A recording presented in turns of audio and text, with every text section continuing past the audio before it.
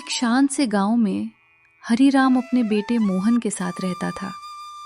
सालों पहले बीमारी ने मोहन की मां को छीन लिया था, जिसके बाद हरिराम ने अकेले ही मोहन को पाल पोस कर बड़ा किया।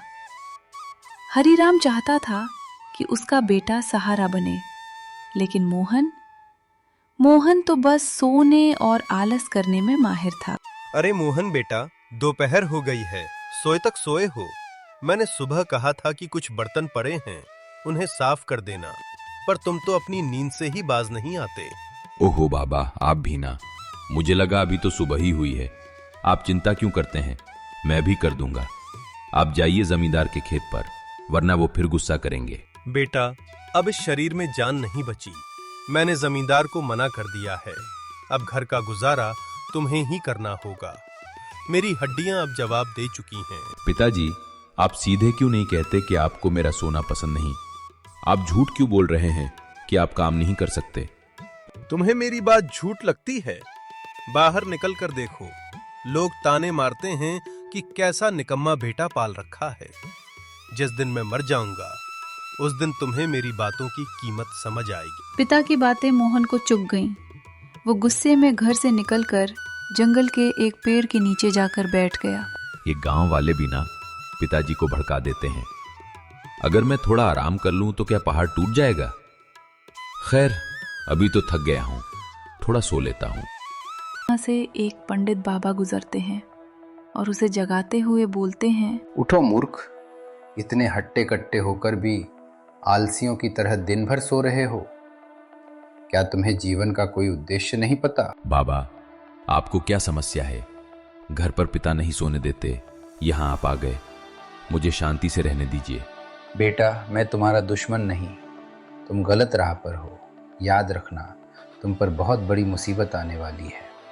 अगर अब भी नहीं संभले तो भारी कीमत चुकानी होगी। जाइए बाबा, मुझे मत डराइए, मैं देख लूंगा।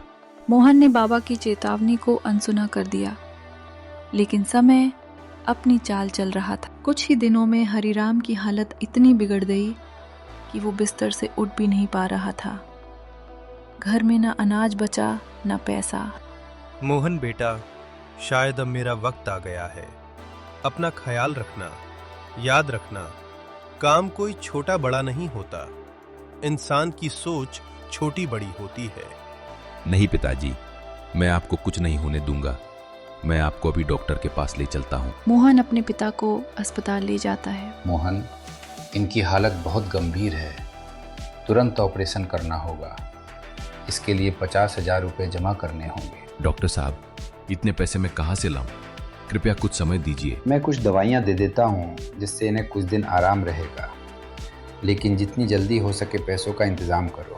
मोहन टूट चुका था। वो जमींदार से मदद मांगता है, पर उसे भगा दिया जाता है। मुखिया भी मना कर देता है। थक हार कर मोहन फिर उसी पेड़ के नीचे जाकर रोने लगता है। ईश्वर, मेरी मदद करो। मैं 50,000 रुपए कहाँ से लाऊं? कोई रास्ता बताओ। तभी वही बाबा प्रकट होते हैं। बाबा, मुझे क्षमा कर दीजिए। आपकी चेतावनी सच हो गई। मुझे पैसे चाहिए, वरना मेरे पिता मर जाएंगे। बेटा, तुम्हें अपनी गलती का एहसास है, ये अच्छी बात है। ये लो, मेरी शक्ति से सिद्ध की हुई राख, इसे अपनी जुबान से चूम लो, ये तुम्हें थकने नहीं देगी। मोहन ने जैसे ही राख चूमी, उसे लगा जैसे उसके शरीर में बिजली दौड़ गई हो। उसने घंटों लकड़ियां काटी और बाजार में बेचकर 6,000 रुपए कमाए। चमत्कार! अब मैं और मेहनत करूंगा। कुछ ही दिनों में उसने 46,000 रुपए जमा कर लिए, लेकिन अभी भी 4,000 रुपए कम थे। वो फिर जमींदार के पास गया। ठीक है, मैं तुम्हें 5,000 रुपये दूंगा, लेकिन 10 कट्ठा खेत एक दिन में जोतना होगा। मंजूर है। मोहन ने कड़ी धूप में बिना रुके काम किया और शाम तक खेत जोत दिया। उसे पैसे मिल गए। अब उसके पास पूरे पैसे थे। वो अस्पताल भागते हुए गया। डॉक्टर साहब, ये लीजिए 51,000 रुपए। मेरे पिता को बचा लीजिए।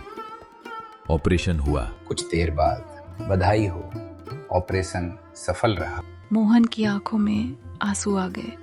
कुछ दिनों बाद वो अपने पिता को घर लाता है। बेटा, मैं अभी भी जिंदा हूँ। पिताजी, अब आपका बेटा बदल गया है। मुझे माफ कर दो बेटा, मैंने तुम्हें बहुत डांटा। नहीं पिताजी, आपकी डांट ने ही मुझे इंसान बनाया।